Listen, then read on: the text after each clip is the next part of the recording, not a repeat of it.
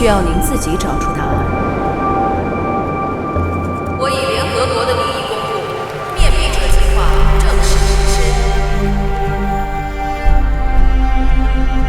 罗辑博士，你是我见过的最冷静的人之一。因为这世界上很难有什么东西让我在意。我的主啊，还需要我们。泰勒先生，我是您的破壁人，您做的一切，主根本不在乎。绞死他！吊死他！就现在，就现在！罗老师，我的工作是什么？让自己幸福快乐，这是计划的一部分。我想为我们的文明保留一粒种子，在那之前，你要多想。罗辑先生，现在是个挺不错的时代，就把你的过去当做一场梦吧。它真美，就像一滴圣女的眼泪。傻孩子们，快跑啊！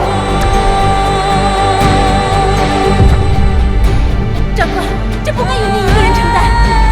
没关系的，东方，都一样。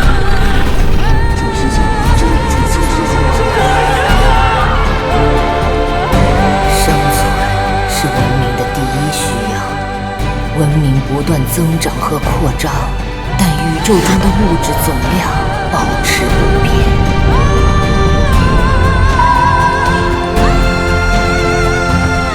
真实的宇宙是照不进一丝光亮的黑暗森林。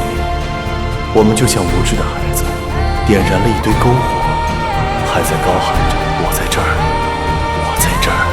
面壁者，你背个铁锹做什么？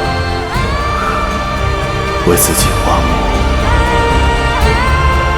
亲爱的，如果全人类都不幸福，我们能幸福吗？我面壁者罗辑，现在对三体世界说话。